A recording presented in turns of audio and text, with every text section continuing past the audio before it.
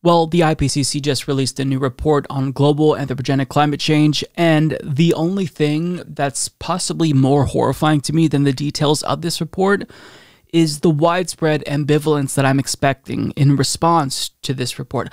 I just feel like people don't care about climate change. In a couple of days, the worries about this article will be forgotten and the news will move on. And even if people cared about climate change, I think that it still wouldn't necessarily matter because our lawmakers just haven't addressed this issue with the urgency needed to stop catastrophic levels of climate change, assuming they've addressed this at all. And what this report spells out essentially is doom for the future of the human race, if there's even going to be a future for the human race at all. Yes, it's that bad. So I know that people don't really seem interested in any climate-related stories, but regardless, this isn't just your future that we're talking about. This is the present. Climate change is already here, and it's no longer this theoretical concept of what might happen hundreds of years from now. It's happening in your lifetime, like it or not now. That's what this report says. So there's a couple of key takeaways here that I want to address first and foremost before we get to the general summary of the report by Common Dreams. Basically, they conclude that at this point in time, it is undeniable that climate change is anthropogenic. That means it's caused by human activity. They are unequivocal. They are clear in stating this. Second of all, they explain that climate change at this point in time, it's inevitable. It's already here, and we're going to pass multiple tipping points probably mid-century. So the goal was to stop a rise in the global temperature to 1.5 and 2 degrees Celsius. That's going to happen like it or not. Like, even if we do everything in our power now to stop that, we're already going to pass that tipping point, and by the end of the century, we may hit 4.4 degrees Celsius, compared to pre-industrial levels. So, like it or not, we're fucked, and the UN Secretary General is describing the findings of this report as a code red for humanity, which I think is appropriate considering we're talking about entire countries being underwater within this century. And furthermore, climate change is occurring faster than scientists had previously anticipated. But I mean, if what may or may not happen towards the end of the century doesn't give you the wake-up call that you need, we'll talk about what's expected to happen in the next couple of decades in your lifetime, if you're a millennial or a zoomer. But first, I want to give you a general breakdown of what's in this report. So as Jake Johnson of Common Dreams explains, a panel of leading scientists convened by the United Nations issued a comprehensive report Monday that contains a stark warning for humanity. The climate crisis is here, some of its most destructive consequences are now inevitable, and only massive and speedy reductions in greenhouse gas emissions can limit the coming disaster. Assembled by the Intergovernmental Panel on Climate Change, a team of more than 200 scientists, the new report represents a sweeping analysis of thousands of studies published over the past 8 years as people the world over have suffered record-shattering temperatures and deadly extreme weather, from catastrophic wildfires to monsoon rains to extreme drought. The result of the scientists' work is a startling assessment of the extent to which human activity, particularly the burning of fossil fuels, has altered the climate, producing unprecedented planetary warming, glacial melting, sea level rise, and other changes that are wreaking havoc in every region of the globe, wiping out entire towns, imperiling biodiverse ecosystems such as the Great Barrier Reef and the Amazon rainforest, and endangering densely populated swaths of the world. Many of the changes observed in the climate are unprecedented in thousands, if not hundreds of thousands of years, and some of the changes already set in motion, such as continued sea level rise, are irreversible over hundreds to thousands of years, reads the report, which was approved by 195 member nations of the IPCC. Now, what the report does is it lays out 5 different models for climate change and what we can expect.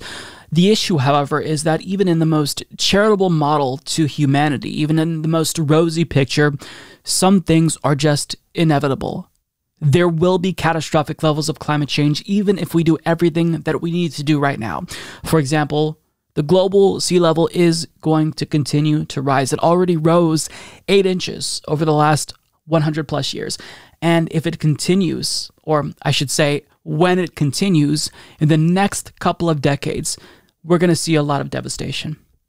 This isn't something that's in the distant future. This is something that millennials and Zoomers will see in their lifetimes. Now, before the IPCC report was released, the YouTube channel ASAP Science did a really great video explaining what we can expect when it comes to climate change in the next 20 to 30 years. So in 30 years, cities that house almost 200 million people will be underwater. Many cities will be underwater. This includes Ho Chi Minh City in Vietnam, Alexandria in Egypt, Mumbai in India. And I want to be clear, we're not talking about the end of the century. We're talking about by 2050. You're going to be alive to see this. You're going to be alive to see Mumbai be underwater.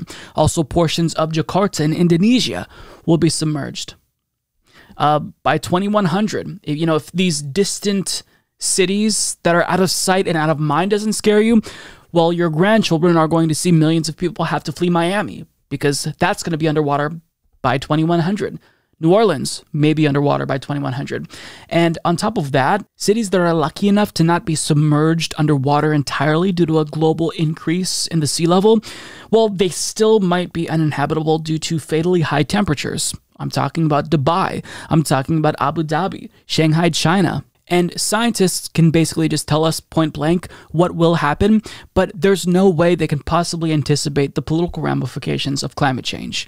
But I can tell you that it's not going to be great. If we see geopolitical rivals that are already, adversaries, China and India, if we're going to see them both deal with massive refugee crises as a result of global climate change, well, of course, that's going to lead to further strain in their tensions, perhaps more wars. If people around the globe are having to migrate in large numbers due to the area that they live in being uninhabitable, large portions of the Middle East by 2100, this is going to fuel a global refugee crisis that will undeniably lead to anti-immigration rhetoric. Fascism will be on the rise. More politically extreme ideologies will become popular as a result of this. Water will become the primary resource that wars are fought over as opposed to oil. And on top of that, climate change is undoubtedly going to disrupt the global food supply and lead to nationwide shortages, which means that we're going to see hoarding and panic buying become common phenomenons and not just something that we see occasionally as a result of, an unprecedented pandemic. And again, I want to be really clear that this is something that you have to look forward to in your lifetime if you're a millennial or you're a Zoomer.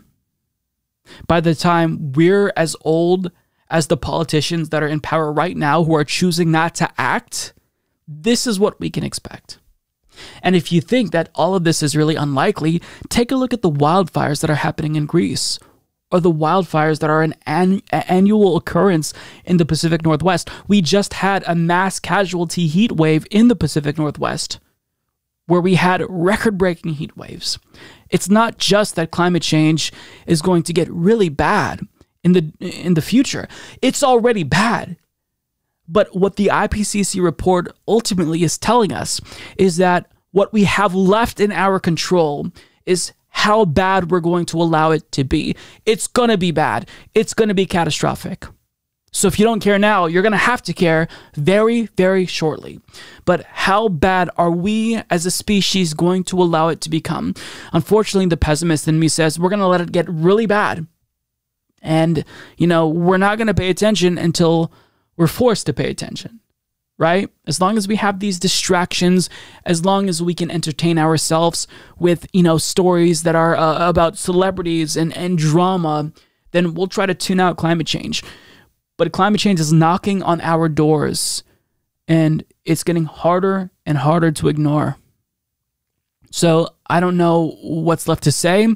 The future is very, very bleak, and, this is no longer some distant thing where, we have to feel sorry for our grandchildren and great-grandchildren. If you're alive today, if you're old enough to watch this video, if you're a millennial, if you're a Zoomer, you get to look forward to absolute misery and chaos in 20 and 30 years. Like, it's already bad now, it's going to get a lot worse. So if we choose to act, even if we do everything in our power to stop climate change, it's still not going to be enough. Climate change will be catastrophic. But minimizing the destruction is still in our control. The only question is whether or not we're going to take it seriously. And the answer is probably no.